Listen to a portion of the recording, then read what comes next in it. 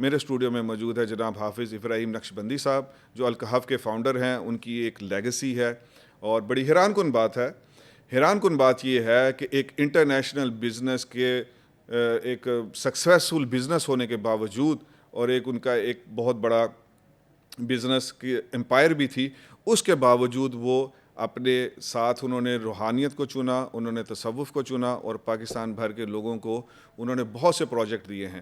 تو آج آپ تیار رہیے کہ آپ تزکیہ سے لے کے روبوٹکس ٹیکنالوجی کے درمیان ایک جو پل بنانے والی شخصیت ہے، آج آپ ان کو سننے جا رہے ہیں. السلام علیکم حضرت. وعلیکم السلام ورحمۃ اللہ. کیسے ہیں آپ؟ الحمدللہ، اللہ کا شکر ہے. بہت خوشی ہوئی آپ کو یہاں اپنے اسٹوڈیو میں پا کر. جزاک اللہ خیر. سب سے پہلے چلتے ہیں حسب معمول کہ ہم آنے والی مہمان شخصیت سے یہی پوچھتے ہیں کہ آپ اپنا خاندانی پس منظر بتا دیجئے، اپنی تعلیم کے بارے میں بتا دیجئے، پھر آپ نے جو اپنا بزنس کا فیلڈ چنا تو وہ اس کے اوپر کچھ احوال ہمارے ناظرین کے پیش کیجئے. آپ نے جو تعارف کرایا نا، اس میں کچھ چیزیں تو شاید مبالغے پر ہیں، دو چیزیں غلط ہیں. مبالغے کو سائڈ پہ کہہ رہے ہیں، دو چیزوں کو میں ذرا وضاحت کر دوں. یہ تھا والا مسئلہ نہیں ہے. کاروبار الحمدللہ میں کر رہا ہوں، بزنس الحمدللہ میں کر رہا ہوں. اور رہ گیا معاملہ بزنس امپائر والا، تو بہرحال الحمدللہ ایک اچھا کام ہے، اللہ کا شکر ہے. وہ جملہ تھوڑا سا انکم ٹیکس والے پیچھے نہ آ جائیں. اتنا بڑا میرا کام ہے، لیکن وہ بہرحال وہ جو آپ نے کہا نا کہ بزنس کا تھا، تو وہ میں نے حمزہ بھائی سے جو آپ کے وہاں آپ کی ٹیم کے مین لیڈر ہیں، تو میں نے ان سے ایک دن بات کی کہ حضرت اتنا زیادہ کیسے کام کر جاتے ہیں. تو انہوں نے کہا کہ انہوں نے اپنے اس بزنس میں سے وقت کو نکالا ہے. تو یہ ایک بہت بڑی اللہ کا کرم ہوتا ہے کہ آپ دنیا میں سے وقت نکال کے اور قوم کے لیے کر رہے ہیں. تو میرے خیال میں تھا کہ شاید پھر آپ نے وہ بہت، انہوں نے بتایا کہ وہ ماشاءاللہ چند گھنٹے کام کرتے ہیں، لیکن آپ پوری زندگی وقف کر چکے ہیں. تو اس پہ بھی تھوڑی روشنی ڈال دیجئے پھر آپ کے وہ چند گھنٹوں میں پھر آپ دونوں کو ایک بہترین امتزاج لے کے چل پا رہے ہیں ماشاءاللہ. اصل میں آپ نے جو بات انٹروڈکشن میں کہی کہ بڑوں کی باتیں بڑی ہوتی ہیں، کہ تو اگر ہم تفصیل سے کریں تو میں یہ چاہتا ہوں کہ ہم بڑوں سے ہی بات لیں، میں اپنی ذات سے شروع نہ کروں. ہمیں بہت خوشی ہوگی جی. تو بڑوں کی باتیں بڑی ہوتی ہیں، یہ تو ہمارے ناظرین کو بھی برکت ملے گی اور سیکھنے کو بہت کچھ ملے گا. میرے والد صاحب کے دادا یعنی میرے پردادا حافظ جی عبداللہ رحمۃ اللہ علیہ، وہاں سے شروع کر لیتے ہیں. ان کے والد کا نام تھا عبداللطیف. ٹھیک ہے. ہم لوگ جمعیت پنجابی سوداگران سے تعلق رکھتے ہیں، اور ساری برادری جو ہے وہ بزنس کمیونٹی سے ہی تقریباً تعلق رکھتی ہے. اور ہندوستان میں اور پاکستان میں الحمدللہ بہت سارے بزنس ہماری برادری کے لوگ کر رہے ہیں ابھی بھی الحمدللہ. کچھ میں ایکسپورٹر بھی ہیں مختلف. بہرحال تو ہمارے دادا کے جو والد تھے حافظ جی عبداللہ رحمۃ اللہ علیہ، امبالہ کے اندر، امبالہ کینٹ میں ان کی دکان تھی عبداللہ اسٹور جی، جو مجھے اپنے بڑوں سے سنا اور جتنا یاد ہے اس کے مطابق. ٹھیک ہے. تو اور اس کے علاوہ ان کا ایک ہوٹل تھا وہاں پہ، سوائے ہوٹل بتاتے ہیں، اس میں 100+ روم تھے، کو بڑا ہوٹل تھا اس زمانے کے حوالے سے. تو حافظ جی عبداللہ رحمۃ اللہ علیہ، انگریز دشمنی اور مسلمانوں سے محبت یہ ان کے اندر کوٹ کوٹ کے بھری ہوئی تھی، اور وہ ایک حریت کا ایک جذبہ تھا جو ان کی نسلوں میں منتقل ہوا. پھر تو ان کی وجہ شہرت بھی ہوگی ماشاءاللہ. یہ تو اس وقت تو یہ ان کے کچھ اور بھی واقعات ہیں، لیکن وہ ایسے کچھ واقعات ہیں کہ ان کے ایک آدھ واقعے کو حضرت موسیٰ علیہ السلام سے بھی نسبت ہے. ہم نے خاندان سے یہ سنا کہ وہ کسی انگریز کو پولیس والا تھا، کوئی کیا تھا، انکوائری کرنے نکلا ہوا تھا، کسی وقت انہوں نے اس کو گھوسا مارا، وہیں مر گیا.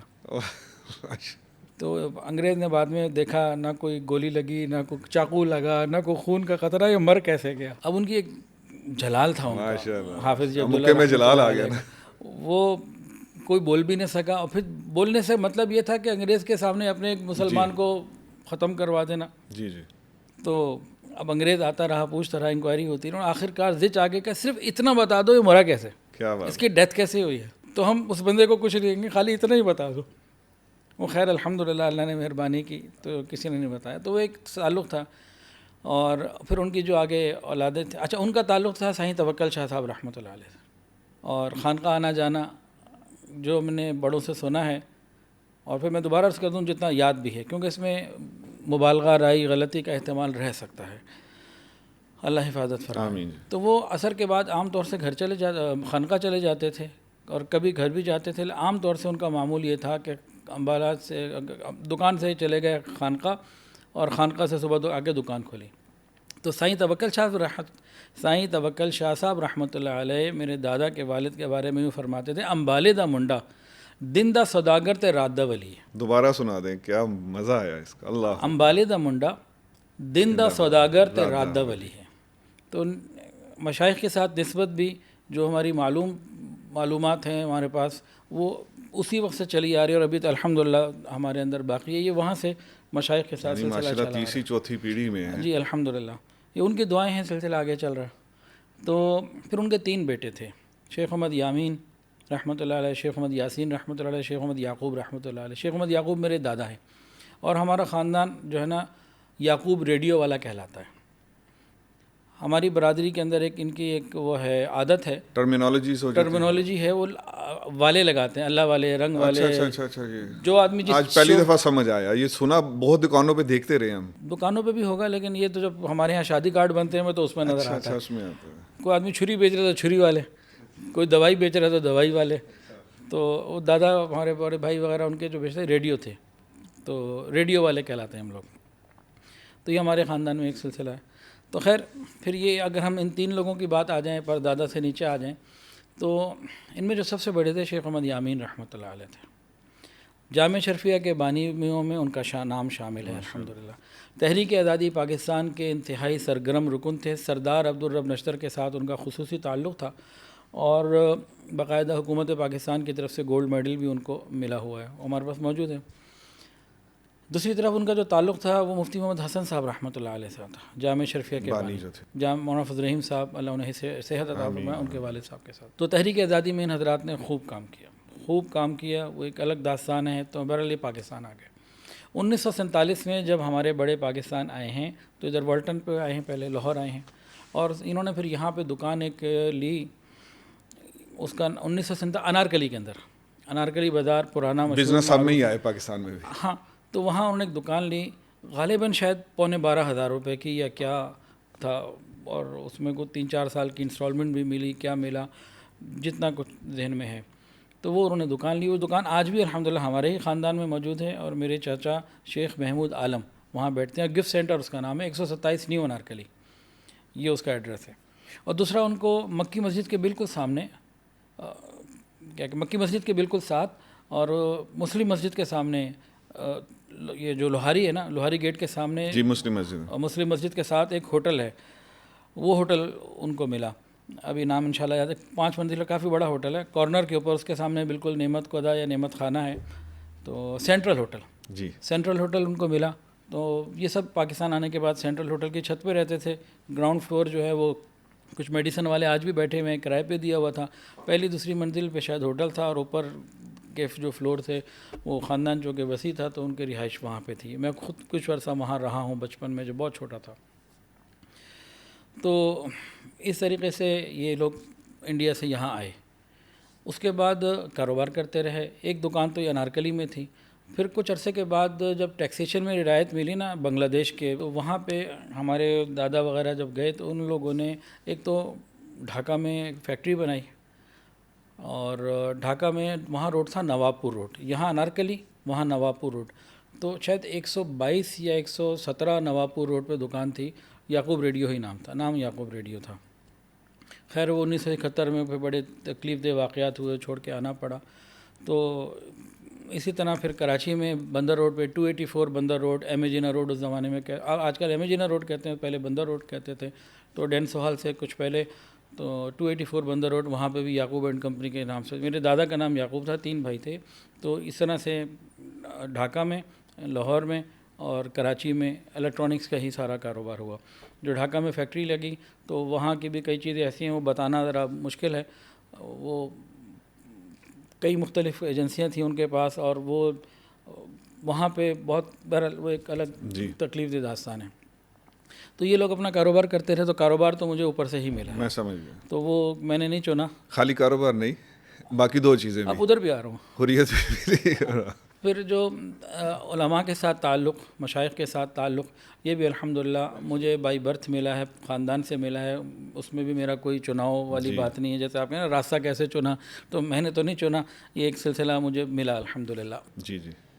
تو اس میں ہمارے جو دادا تھے 3 بھائی تھے نا. تو شیخ محمد یامین رحمۃ اللہ علیہ ان کا تعلق تھا حضرت مفتی حسن صاحب رحمۃ اللہ علیہ. ٹھیک ہے. جامعہ اشرفیہ کے بانیوں میں ان کا نام ہے. ٹھیک ہے. جامعہ مدنیہ قدیم ان میں بھی، اور بھی کئی اس زمانے میں لاہور کے ارد گرد کئی انہوں نے مساجد، یعنی اس وقت کے یہ سب سے چوٹی کے ادارے تھے. چوٹی کے ادارے تھے، اور یہ ان لوگوں میں تھے جو دین کی فکر کرنے والے تھے. یہاں ایک اور عجیب واقعہ یاد آ گیا آپ کی برکت سے. پہلے تو میں بتا دوں، میں کوئی تیاری کر کے نہیں آیا، آپ نے کہا آ جاؤ تو آ گیا. تو اب کچھ بول رہا ہوں، مجھے نہیں پتا اچھا بول رہا ہوں برا بول رہا ہوں، لیکن کچھ چیزیں جو یاد آتی جا رہی ہیں. ابھی ایک بات اور یاد آ گئی. جی ضرور. شیخ محمد یامین صاحب رحمۃ اللہ علیہ جو تھے، جامعہ شرفیہ کی بنیادوں میں، جامعہ مدنیہ کی بنیادوں میں تھے. اس زمانے 1960 اور 50 کے درمیان، 62 یا 3 میں تو انتقال ہو گیا تھا ان کا.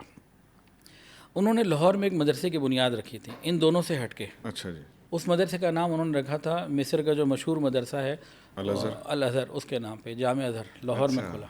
کانسیپٹ یہی تھا کہ دینی اور دنیاوی تعلیم دونوں ہوں گی. یہ بھی وہیں سے مل گیا پھر. تو یہ اچھا ہاں، تو یہ جو ہے کیا کہتے ہیں، یہ کانسیپٹ تھا اس مدرسے کا.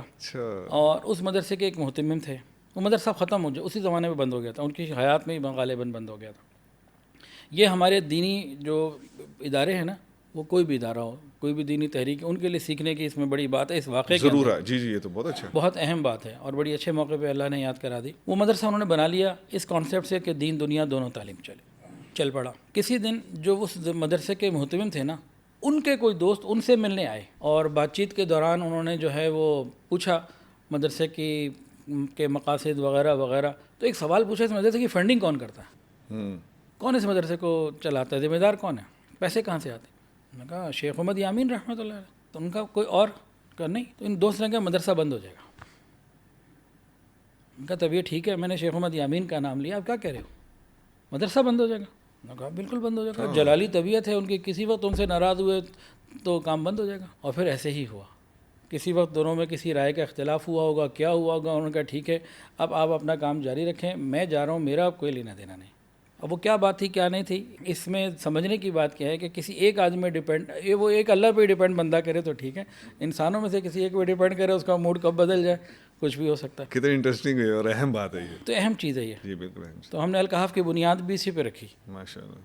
کہ کسی ایک پہ ڈیپینڈ کرنا نہیں، وہ ایک ہی کافی، وہ ایک ہی کافی، باقی کوئی ایک اکیلا نہیں چلے گا. وہ اکیلا ہی اچھا ہے. بہت خوب بہت خوب. تو ہمارے ایک ساتھی تھے، حج کے سفر پہ ساتھ تھے، شادی نہیں ان کی ہوئی تھی. وہ جناب بیت اللہ کے جا کے، کیونکہ اللہ یا اللہ کلّا تو ہی چنگا لگتا. کیا بات ہے. میں کلّا نہیں چنگا لگتا. میں کلّا چنگا کی شادی نہیں ہوتی، بیچارے مانگتے تھے، عمر زیادہ ہو گئی تھی، 30 سے اوپر چلے گئے. تو اچھا ہوا ہمارے ناظرین میں سے جو شادی شدہ نہیں ہے وہ بھی اسی دعا کو اپنا لے. باقی وہ بڑے جری اور بڑے زبردست غیرت والے اور دینی احساس والے بندے تھے. آل انڈیا مسلم لیگ کا بڑا ان کا سرگرم، ان کا رول تھا وہاں پہ. پاکستان بننے کے بعد جہاں طباق ہے نا، وہاں پہ آج بھی ایک بلڈنگ ہے جس کا خالی فرنٹ اوپر تک کھڑا ہوا ہے. بلڈنگ کا نام مجھے یاد نہیں ہے، پرانی بلڈنگ ہے. وہ اس زمانے میں وہاں اس بلڈنگ کے اندر مسلم لیگ کا دفتر ہوتا تھا. مہاجرین کی آباد کاری میں بھی ان کا بڑا رول تھا. وہ ایک بڑی الگ سے داستان ہے، ملٹی ڈائمینشنل، عجیب تھا، ملٹی ڈائمینشنل. اچھا اس میں انہیں استعفیٰ دے دیا اس پوسٹ سے. کیوں دے دیا کہ 1953-54 ایسا کوئی واقعہ تھا کہ سکھوں نے آنا تھا ہندوستان سے، سرکار کی طرف سے ان کو ملا کہ ان کا VVIP استقبال اور یہ انہوں نے کہا بھائی چند سال پہلے انہوں نے ہمارے ساتھ کیا کچھ نہیں کیا، ہمارے نوجوانوں کے ساتھ، ہماری ماؤں کو، ہماری بہنوں کو، کیا کون سا ظلم ہے جو انہوں نے نہیں کیا.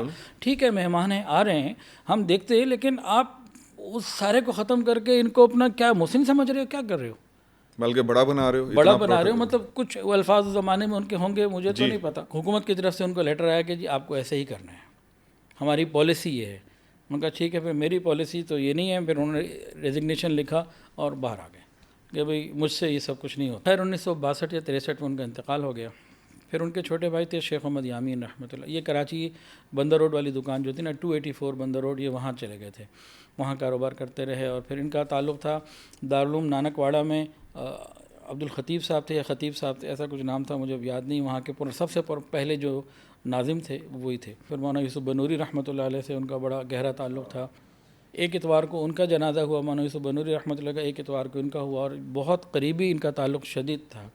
وہ اپنے نام کے ساتھ لکھتے تھے یاسین کم ترین. قرآن مجید ہاتھ سے لکھنا، اور ان کے سب بچوں کو قرآن مجید ہاتھ سے لکھنا ایسا آتا تھا. ایک قرآن مجید ہمارے پاس ابھی ہمارے گھر میں خاندان میں موجود ہے، میری والدہ کی پھوپھی کے پاس.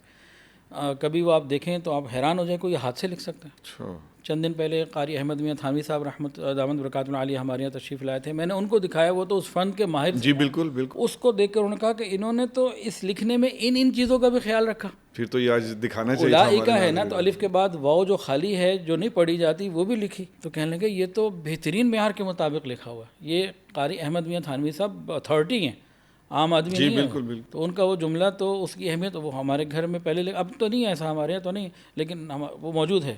آپ کو دکھا سکتے ہیں کسی وقت انشاءاللہ, یہاں بھی آ سکتے ہیں. جی ضرور. اس زمانے میں ان کے بہت ساری باتیں, ایک چیز نہایت قابل ذکر ہے. الحمدللہ الحمدللہ اللہ نے ان کو قرآن مجید کی خدمت کے لیے قبول کیا. درجنوں نہیں, سینکڑوں نہیں, ہزاروں نہیں, بلا مبالغہ بلا شبہ لاکھوں کی تعداد میں قرآن مجید, سپارے, قاعدہ, نادرے وغیرہ, یہ اس وقت جہاں جہاں دنیا میں جا سکتے تھے وہاں وہاں ان کے ہاتھوں سے اللہ نے بھیجے. ہمارے گھر میں فری, ہاں سب فی سبیل اللہ. اب لازمی بات ہے کچھ ان کے اپنے پیسے ہوں گے, کچھ لوگ مل جاتے ہیں, پھر بھی ہم نے لاکھوں کی لاکھوں بلا مبالغہ لاکھوں بلا مبالغہ. اور اس ایج میں دیکھیں نا, اب تو آپ کو پتہ, اب تو بھیجنا ہی بہت آسان ہے.